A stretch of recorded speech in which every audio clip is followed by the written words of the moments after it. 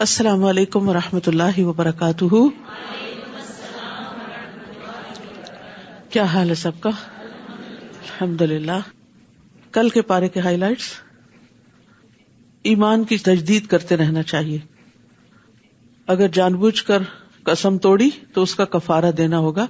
جھوٹی قسم کا کفارہ نہیں ہوتا، وہ تو ڈبونے والی ہے، اس پر تو توبہ استغفار اور معافی اور صدقہ وہ ہونا چاہیے. لیکن یہ کہ قسم کھا کے پھر اس کے بعد اس کو توڑ دینا، یعنی قسم کھا کے وعدہ کر کے پھر توڑنا، یہ بہت ناپسندیدہ چیز ہے.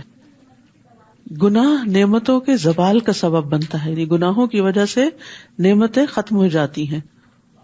پاک چیزیں، پاک اعمال، پاک نتیجہ اور پاک منزل، اور اسی طرح برعکس.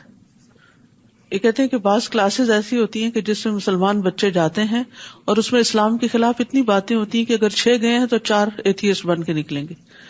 اور یہ وبا بہت عام ہو رہی ہے. اور دین اور ایمان کی غیرت کا تقاضا یہ ہے کہ جب اللہ کے خلاف کوئی بات ہو رہی ہو، جب رسول اللہ صلی اللہ علیہ وسلم کے خلاف کوئی بات ہو رہی ہو، تو ہم اس کے اوپر کمپرومائز نہ کریں، اس مجلس کا حصہ نہ بنے، ورنہ نقصان کیا ہوگا کہ اپنا ایمان بھی جائے گا. اچھی بات درجات میں بلندی کا باعث بنتی ہے. یہاں تک درجات بلند ہوتے ہیں کہ انسان سوچ بھی نہیں سکتا. صبر اور نرمی مومن کی شان ہوتی ہے، یعنی مومن کی یہ 2 خاص خصوصیات ہوتی ہیں، یہ اس کے اخلاق کا حصہ ہوتی ہیں اور اس سے ایمان میں اضافہ ہوتا ہے. گناہوں کی وجہ سے دل پہ جو پردہ آ جاتا ہے تو یہ قرآن کی سمجھ میں بھی حائل ہو جاتا ہے. دین کی بات، اللہ کی بات پھر سمجھ میں نہیں آتی.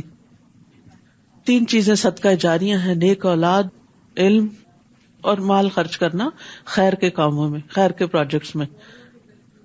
غور و فکر کی ہدایت کی گئی ہے. اللہ سبحانہ وتعالیٰ کی معرفت نہ ہونا اللہ سبحانہ وتعالیٰ کی ناقدری ہے. یعنی اللہ کی قدر کرنے کا حق یہ ہے کہ انسان اللہ کی معرفت اختیار کرے. اگر اللہ سبحانہ وتعالیٰ کی کوئی بات یا دین کی کوئی بات سمجھ میں نہ آئے تو استغفار کریں، ہو سکتا ہے یہ ہماری اپنی کسی غلطی کا نتیجہ ہو. دین کے معاملات میں قرآن و سنت کی پیروی اور دلیل کی پیروی کرنی ہے، آباء و اجداد کی اندھی تقلید نہیں کرنی. اللہ سبحانہ وتعالیٰ اٹھے ہوئے ہاتھوں کو خالی نہیں لوٹاتے.